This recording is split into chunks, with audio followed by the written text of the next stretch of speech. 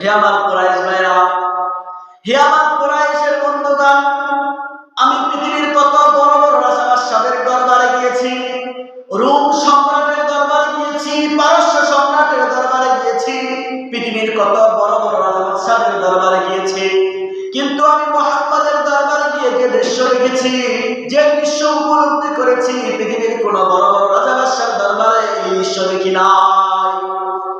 আমি মুহাম্মাদের দরবারে যখন গেলাম, মুহাম্মাদের দরবারে দেখলাম মুহাম্মদ যখন থুতু নিক্ষেপ করে, মুহাম্মাদের ভক্তরা তার সাথীরা সেই থুতু জমিনে পড়তে দেয় না, সেই থুতু এরকম হাত বাড়িয়ে হাতের মধ্যে নিয়ে শরীরের মধ্যে রাখে, চেহারা মোবারকের মধ্যে রাখে। শুধু তাই নয়, মুহাম্মদ যখন ওযু করে, সেই ওযুর পানি লাভের জন্য, এক ফোঁটা ওযুর পানি লাভের জন্য সেই তার সাথীরা তার ভক্তরা সেই ওযুর পানি গ্রহণের জন্য রীতিমতো তারা প্রতিযোগিতায় লিপ্ত হয়ে যায়। মুহাম্মদ যখন তার ভক্তদেরকে, মুহাম্মদ যখন তার সাথীদেরকে নিয়ম করা আদেশ করে, সেই আদেশ তাদের জান বাজি রেখে সেই আদেশকে, সেই নির্দেশকে তারা পালন করে। মুহাম্মাদের সামনে তারা উঁচু গলায় কথা বলে না, তারা নিচু সুরে কথা বলে, এমন কোন আচরণ করে না যে মুহাম্মাদের সাথে বেয়াদবি হয়ে যায়। আমার বন্ধুগণ, সাহাবায়ে কেরাম আল্লাহর হাবিব সাল্লাল্লাহু আলাইহি ওয়াসাল্লামকে কি পরিমাণ ভালোবাসতেন, কি পরিমাণ মহব্বত করতেন। একবার আল্লাহর হাবিব সাল্লাল্লাহু আলাইহি ওয়াসাল্লাম শরীরের মধ্যে শিংটা লাগিয়েছিলেন। এই শিংটা লাগার কারণে যে শরীর থেকে ব্যথা রক্ত বেরিয়েছিল, কালা কালা রক্ত, সেই রক্তগুলো মাটিতে স্থাপন করার জন্য, সেই রক্তগুলো জমিনের মধ্যে দাফন করে দেওয়ার জন্য এক সাহাবীকে ডাকলেন। সেই সাহাবীর নাম ছিল আব্দুল্লাহ ইবনে জুবায়ের।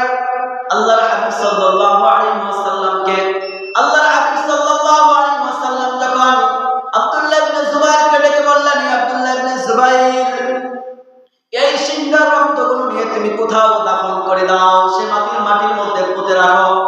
আব্দুল্লাহ ইবনে জুবায়ের এই রক্তগুলো বাহিরে নিয়ে গেলেন। কিছুক্ষণ পরে যখন খালি পাত্রটা নিয়ে আসলেন, আল্লাহর হাবিব জিজ্ঞাসা করলেন, হে আব্দুল্লাহ ইবনে জুবায়ের, তুমি এই রক্তগুলো কি করেছ?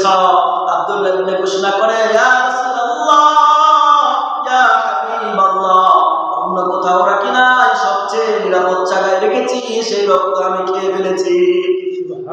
আল্লাহর হাবিব সাল্লাল্লাহু আলাইহি ওয়াসাল্লাম যখন এই কথা শুনলেন, তখন আব্দুল্লাহ ইবনে জুবায়েরকে বললেন, যে শরীরের মধ্যে মুহাম্মদ সাল্লাল্লাহু আলাইহি ওয়াসাল্লামের রক্ত প্রবেশ করেছে, সেই শরীর কখনো জাহান্নামে যাবে না। কি পরিমাণ ভালোবাসতেন, কি পরিমাণ ইশক এবং মুহাব্বতের কারণে এই সমস্ত কাজগুলো সাহাবায়ে কেরাম করতে পেরেছেন। আরেক ঘটনা রয়েছে, উহুদের যুদ্ধের সময়, যখন উহুদের যুদ্ধের সময় কাফেররা যখন রাসূলের উপর অতর্কিত আক্রমণ করে, অতর্কিত আক্রমণ করার কারণে সাহাবায়ে কেরাম যখন ছত্রভঙ্গ হয়ে যায়, সাহাবায়ে কেরামরা ছত্রভঙ্গ হয়ে যাওয়ার কারণে কাফেররা যুদ্ধ করতে করতে রাসূল পর্যন্ত পৌঁছে যায়।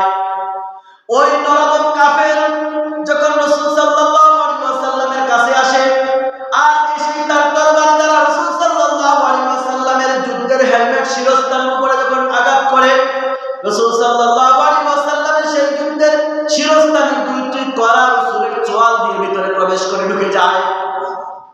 এই ঢুকে যাওয়ার পরে রাসূল সাল্লাল্লাহু আলাইহি ওয়াসাল্লামের এখান থেকে ফিনকি দিয়ে রক্ত বের হইতে লাগলো। আবু বকর যখন দৌড়িয়ে আসতে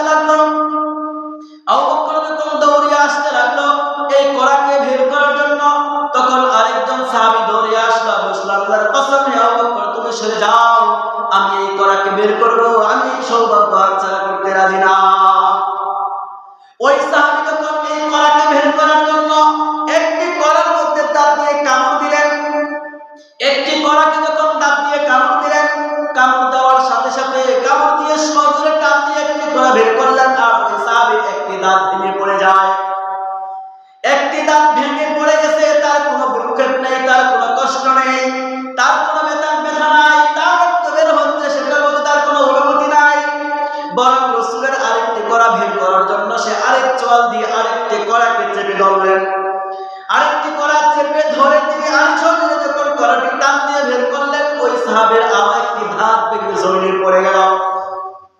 আমার বন্ধুগণ, যখন রক্ত বেরিয়ে আসতেছিল, আরেক সাহাবী দৌড়ে আসলেন, আরেক সাহাবী এসে রাসূল সাল্লাল্লাহু আলাইহি ওয়াসাল্লামের এই রক্তগুলো জিহ্বা দিয়ে চেটে চেটে মুছে দিতে লাগলেন।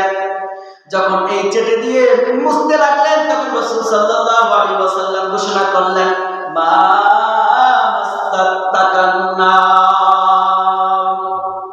তুমি যে রক্ত তোমার শরীরের মধ্যে প্রবেশ করেছে, আবু জাহান্নামের আগুন তোমাকে স্পর্শ করবে না। আমার বন্ধুগণ, এই জন্য সাহাবায়ে কেরামদের অন্তরের মধ্যে রাসূলের প্রতি কি পরিমাণ ভালোবাসতেন, কি পরিমাণ মহব্বত করতেন, এর অসংখ্য অগণিত ঘটনা হাদিসের কিতাবগুলোর মধ্যে, সিরাতের কিতাবগুলোর মধ্যে বর্ণিত রয়েছে। রাসূল সাল্লাল্লাহু আলাইহি ওয়াসাল্লাম কি পরিমাণ ভালোবাসতেন। আমার বন্ধুগণ, এই জন্য আমাদেরকেও রাসূলের প্রতি ভালোবাসা প্রদর্শন করা উচিত কি উচিত না? এখন তো রাসূল নাই, কিভাবে ভালোবাসবো? এখন ভালোবাসার নমুনা হচ্ছে যে রাসূল সাল্লাল্লাহু আলাইহি ওয়াসাল্লামের সুন্নাতগুলোকে মানা। আমরা এখন রাসূলের প্রতি ভালোবাসার যে নজির স্থাপন করব, সেগুলো কিভাবে? সেগুলো হচ্ছে রাসূল সাল্লাল্লাহু আলাইহি ওয়াসাল্লামের বাতলানো আমল, তার সুন্নাতগুলোকে মানা আমাদের জন্য তার রাসূলের প্রতি ভালোবাসা প্রদর্শন করার নমুনা হবে। এই জন্য আল্লাহর হাবিব সাল্লাল্লাহু আলাইহি ওয়াসাল্লাম এক হাদিসের মধ্যে বলেন, মান আহাব্বা সুন্নতি ফাকাদ আহাব্বানি ওয়া মান আহাব্বানি কানা মাই ফিল জান্নাহ। যে আমার সুন্নতকে মহব্বত করে, মান আহাব্বা সুন্নতি ফাকাদ আহাব্বানি, যে আমার সুন্নতের প্রতি মহব্বত করে, সুন্নতকে মানে, সে যেন আমাকেই মানলো, সে যেন আমাকেই ভালোবাসলো। আর যে আমাকে মহব্বত করলো, আমাকে ভালোবাসলো, সে আমার সাথে জান্নাতে প্রবেশ করবে। আল্লাহ